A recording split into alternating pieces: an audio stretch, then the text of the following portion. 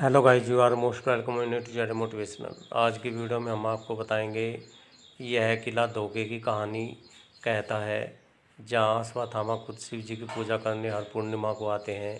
तो चलिए जानते हैं इस किले के बारे में। आज की वीडियो में हम प्रदेश के बुरहानपुर ज़िले के एक ऐसी जगह के बारे में बताएंगे जो इतिहास, रहस्य और प्रकृति का गजब मेल है। असीरगढ़ किला। यह किला सिर्फ एक पुरानी इमारत नहीं बल्कि एक ऐसी जगह है जो अपने आप में ढेर सारी कहानियाँ समेटे हुए हैं, और ये कहानियाँ रोमांच से भरपूर हैं। इसे दक्षिण का द्वार यानी दक्कन की चाबी भी कहा जाता है, क्योंकि यह किला इतिहास में बहुत अहम है। असीरगढ़ किला मध्य प्रदेश के बुरहानपुर ज़िले से करीब 20 किलोमीटर दूर सतपुड़ा पहाड़ियों की चोटी पर बसा हुआ है। यह किला समुद्र तट से 750 फीट की ऊंचाई पर है, और वहां से आसपास का नज़ारा इतना खूबसूरत है कि लोगों का मन मोह लेता है। बुरहानपुर से इंदौर इच्छापुर हाईवे पर यह किला आसानी से मिल जाता है। नर्मदा और ताप्ती नदियों के बीच की घाटियों को जोड़ने वाला यह किला पुराने ज़माने में उत्तर भारत से दक्षिण भारत जाने का सबसे अहम रास्ता था, इसलिए इसे दक्कन की चाबी कहते थे। जो इस किले को जीत लेता वो पूरे खान देश पर राज करता था। असीरगढ़ किले की कहानी 15वीं सदी से शुरू होती है। कहते हैं कि इसे आसा अहिर नाम के एक राजा ने बनाया था, जो यहाँ अपने परिवार और पशुओं की सुरक्षा के लिए रहता था। आसा अहिर इतना अमीर था कि आसपास के राजा महाराजा उससे कर्ज लिया करते थे, लेकिन उसकी इस दौलत पर खान देश के सुल्तान नासिर खां फरूकी की नज़र पड़ गई। नासिर खां ने चालाकी से आसा हीर को धोखा दिया। उसने कहा कि उसके भाई और जमींदार उसे परेशान करते हैं, इसलिए उसे और उसके परिवार को किले में जगह दे दो। आसा हीर ने भरोसा कर लिया और नसीर खां को किले में रहने की जगह दे दी, लेकिन नसीर खां ने मौका पाते ही आसा अहिर की हत्या कर दी और किले पर कब्जा कर लिया। इसके बाद किला फारूकी वंश के पास चला गया। फिर 16वीं सदी के आखिर में मुग़ल सम्राट अकबर की नज़र इस किले पर पड़ी।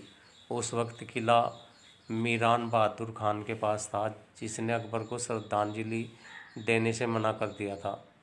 अकबर ने 1599 में बुरहानपुर पर कब्जा किया और फिर 17 जनवरी 1601 को असीरगढ़ किला जीत लिया।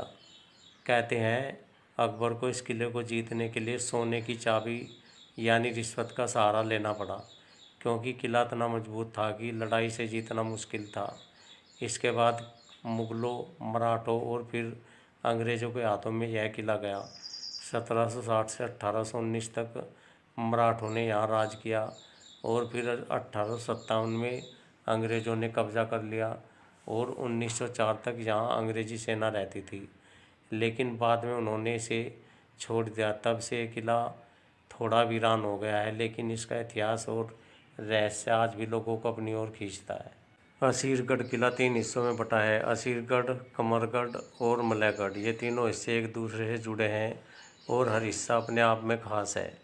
किले तक पहुंचने के 2 रास्ते हैं। एक रास्ता पूर्व दिशा से जो सीढ़ियों वाला है और आसान है। दूसरा रास्ता उत्तर दिशा से जो गाड़ियों के लिए बना है, लेकिन वह काफ़ी मुश्किल और ख़तरनाक है। इस रास्ते के दोनों तरफ दीवारें बनी हैं, और ये एक बड़े फाटक पर ख़त्म होता है, जिसे मदार दरवाज़ा कहते हैं। किले के अंदर एक मस्जिद है, जिसे असीर मस्जिद कहते हैं। इसकी मीनारें आज भी खड़ी है, हालांकि यह थोड़ी खंडर हो चुकी है। पास में एक काली चट्टान है, जिस पर अकबर, औरंगजेब, शाहजहाँ और दानियाल के फारसी शिलालेख हैं। इन शिलालेखों में किले के किलेदारों और सूबेदारों के नाम लिखे हैं। शाहजहाँ के शिलालेख से पता चलता है कि उनके समय में यहाँ कुछ इमारतें बनवाई गई थी। किले की दीवारों पर छोटी छोटी तोपें लगी थी, जो अब भी कुछ जगह पर दिखती है। किले के पूरे हिस्से में एक बड़ा मैदान है, जहाँ घास उगी हुई है। यहाँ से सतपुड़ा की पहाड़ियाँ, ताप्ती नदी और आसपास का नज़ारा खूबसूरत दिखता है। असीरगढ़ किला सिर्फ इतिहास के लिए ही नहीं बल्कि अपने रहस्य और मान्यताओं के लिए भी मशहूर है। सबसे बड़ी मान्यता है अश्वत्थामा की।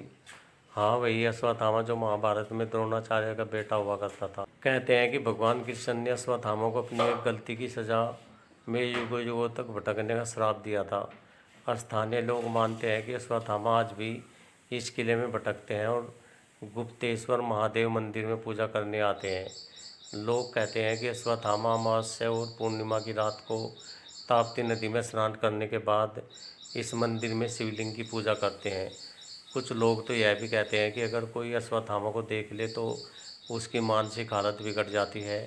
हालांकि यह सिर्फ मान्यता है, इसका कोई ठोस प्रमाण नहीं है। ओके गाइस, आई होप जानकारी आपको अच्छी लगी होगी। तो मिलते हैं नेक्स्ट वीडियो में। Till then okay, bye bye.